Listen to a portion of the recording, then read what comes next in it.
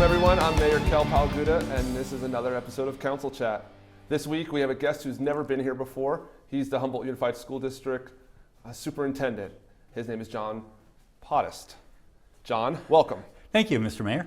So for our viewers, this is the first time you've ever been here. Absolutely. So it's kind of exciting, and we're just going to have you just describe a little bit about yourself, where you came from, what brought you to Arizona, and we'll go from there. Great, sounds good. So I'm born and raised in Minnesota. Okay. And graduated from college, got my first teaching job in Yuma, and spent 10 years in Yuma. Yuma's a little far from Minnesota, right? It's a little warm, a little different climate, a little warmer than Minnesota. Sure. Apparently I missed the cold. I met my wife down in Yuma. Okay. We got married down there. Gotcha. She's from Camp Verde, just across the mountains. Yes.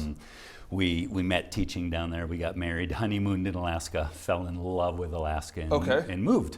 Moved from Yuma to Alaska. Yep, yeah, another kind of significant change. Yes. And had a wonderful time in Alaska. 21 years down on the Kenai Peninsula. Gotcha. In Soldotna. I was an elementary school principal, a high school principal, worked at the district office as a director, and then had a great career up there. Like I said, my wife is from Camp Verde. Started thinking maybe it's time to, come back and be closer to home. Yeah. And so, the position over in Humboldt opened up, and I was blessed enough to be the one chosen to be the next superintendent there. Sure. So you took over for Dan Streeter. Yes.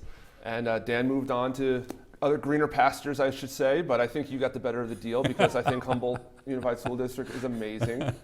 What's your first impression? Impressive.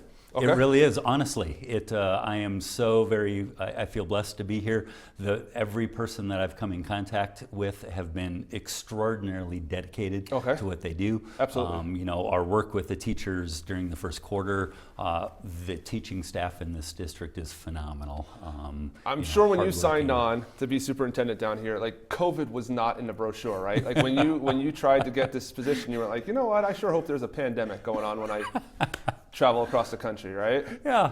So that's thrown some curveballs. Yeah, it has. Well, and COVID was, my interviews were through Zoom. Yes. Or through Meet. Sure. It was all video because we were in the middle of COVID. But, Gotcha. it was, so we were living it in Alaska, just like you were down here. But I think, all of us kind of had the understanding that, well, this is going to be gone. This is what we're doing last spring, but by the time school starts in the fall, it's going to be somewhat normal again. Right.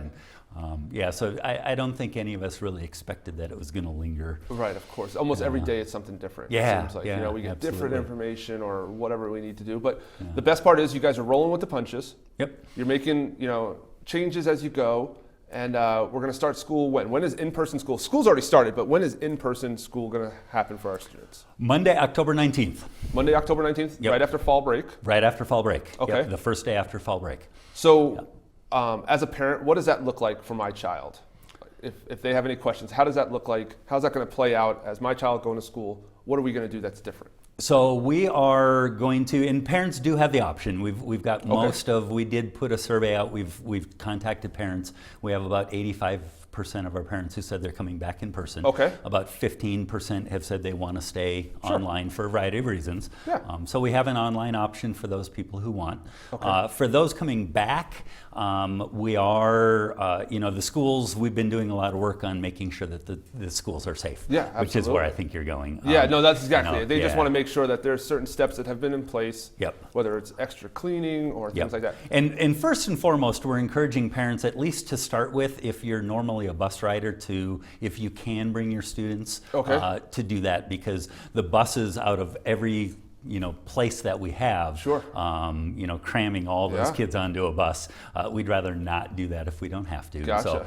So if we can provide some sort of transportation, at least in the beginning until we get going. When you come in, we've got two different types of heavy-duty sprayers that spray.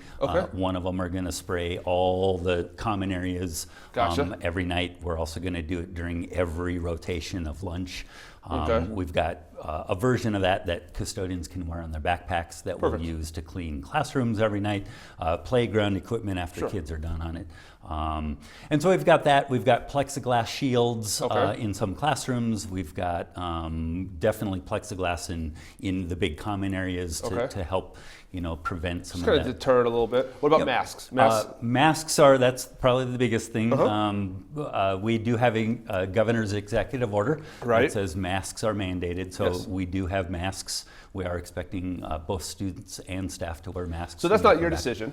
That No. was a mandate by the governor. Yes. We're just following the rules. Yes. So obviously, when things adjust with the governor, then you can make that decision, or your school board can make that decision on what route they want to go. Yeah, and that was kind of twofold. One is the governor's executive order said that you need to do that, but it also said that school districts need to pass policies. And so we do have a board policy Okay. that's up for adoption in October that Gotcha. per the governor's executive order, we have a policy that says Sure. this is what it is. But it does, once if the governor does something different, and also if and when the pandemic, when the health metrics in the community are Sure. such, the school board and superintendents have the ability to take a look at that. And that's interesting. Yeah, you talk about a metrics, and each county basically is running off of metrics as well, not just a school district. And Correct. that just basically shows a percentage of positives, things like that. And we're just monitoring that, and that's how you're going to continue to monitor how you run your schools. Yes. Yeah, because the metrics, there's three. There's a green level, a yellow, Yep. and a red, and that, Sure. whether it's safe to come back in or not. And Exactly. right now we're at a place where we can reopen, Right. and we can reopen safely, and that combined with the procedures that Sure. we put in place in the building Yeah. make us confident that we're going to be able to bring kids back safely. No, I'm confident in that as well. So Yeah. I know parents, they obviously are certainly looking out for the best interest of their child. Sure. So, and then your job is to make sure that you do everything in your powers to make them feel comfortable. Yep. So it feels like you've been doing that. So that's Yep. that's excellent. Yep, and I tell parents that all the time. When parents call and they've got concerns or they have questions or whatever it is, they're doing what they're supposed to be doing, which is advocating for their children. And that's almost what we really want parents to do, right? Absolutely, Like, we want their engagement. We want them, because you always hear, I have a lot of teacher friends, and in the past they're like, I really wish my students' parents would want to get involved and tell me what they're thinking. Well, now we have that, right? Yeah, absolutely, yeah. So they're doing their job, which I appreciate. Yes. They're advocating for their children. Nice. And then at the district level, our job is to advocate for 5,500 kids. No, absolutely. And making sure that they're all in a good place and Sure. that teaching and learning is quality. So I don't want to put you on the spot, and I don't even know the answer to this, but how many schools are there in your district? We have 9, and then we have a preschool, Okay. which is actually a 10th school. That counts as your 10th school? Yeah, Okay. correct. So for those that are not familiar, the schools range from down by, what's the furthest east you Humboldt go? Elementary. You go to Humboldt Elementary School, basically north or west towards Bradshaw Mountain High School, basically. Yes, yep, that's So, exactly And it. then everything north, Coyote Springs, Mountain View Elementary, Granville, Yep. Liberty. Yeah, so we have 5 elementaries, Okay. 2 middle schools, Gotcha. 1 high school, Okay. and then Liberty is a K-8. K to 8, yes. Yeah, K-8, and then the preschool. So, Yeah. well, that's a lot. That's a lot to kind of manage, but you have an amazing staff that helps you do that. Oh, amazing. Our principals are phenomenal. And then the I teachers agree that I've 100%. met, outstanding group of people up here. So our viewers can go online and basically pull up the Humboldt Unified School District website and see what schools are which, right? And kind of Yes. learn a little bit more about each of the schools? Yep, they can go to HumboldtUnified.com Okay. is our web address. Gotcha. And on there, the very top of the page has a little icon for all 10 schools. Okay. And so they can just click on the school icon, and then once you click on that, they can find out all the information they want on that school. And then if you scroll down the page further, there's information at the district, like all the information that we have on our reentry plans and all our safety Gotcha. protocols, and Perfect. all that is down farther on the webpage. Nice. So like I mentioned, I have a few teacher friends and some principal friends, and they wanted me to ask you, what's your favorite school? I said, I don't know if you're going to answer that or not. So I think I'm putting them on the spot. That's a loaded question. That is a loaded question. So just thought I'd throw it out there. They're wanting to know that from you. So next time, let them know that I asked that, okay? Absolutely. I can tell you that Bradshaw Mountain High School is my favorite high school. Fair enough. By far my favorite high school. Hands down. The favorite high school. Yes. Well, folks, there you have it. Bradshaw Mountain High School is his favorite high school in the entire Humboldt Unified School District. Yep, absolutely. I would say in the state of Arizona. State of Arizona. Absolutely. You're even going to go that far. Yes. Fair enough. So that's good. What else should we let our parents know? What should we let our viewers know about John and what his plan is for the future of Humboldt? Looking for the future, and that's a great question because we have spent so much of this first quarter just reacting. As you said in the beginning, and it's true, there were days where we would start the day and we'd get different information by noon, and by 5 o'clock it was totally different again. Right. And we spent so much of the quarter just reacting. Yes. And we're to a point now where we're fully prepared to welcome kids back on October 19th. Right. And we're starting to plan now beyond the pandemic and just getting back into the business of what we do. And one of the things that I'm really excited is Humboldt started working a couple of years ago on personalized learning. Okay. And that's a big part of what I did in my previous position is taking a look at how we personalize learning for kids. Okay. Let's give an example of that for our viewers that might not know what that would look like in a student-teacher relationship. Sure. So back up just for a second and take a look at, education for the most part has changed relatively little in 200 years. Okay, and it's, the focal point of education is you've got a teacher who's the content knowledge master, and they go in and they impart information to students in little bits every day. And the reality is our kids are learning 24/7. Sometimes they're learning things we don't want them to know. Oh, I'm well aware of that, Yeah, sir. Absolutely. But they're learning. And we live in a world now where, when you and I were young, if we wanted information, we had to go somewhere. Yeah. The internet wasn't there, and we had to go to the library. Or if I had a friend who had the encyclopedia collection. I had that. You were that kid? I had the encyclopedia. Like my mom literally went to the grocery store. You could buy your first volume for like a quarter, and then after that they bought every other letter or whatever it was, and I had that when I was a kid. So yeah, my friend Brett was the envy of the neighborhood. Nice, yeah. So that was that's what I had. So yeah. But that's how we got information. Today, kids get it's on their phone. It's on their computer, and so part of personalized learning is acknowledging and honoring the fact that kids can learn at any time, any place.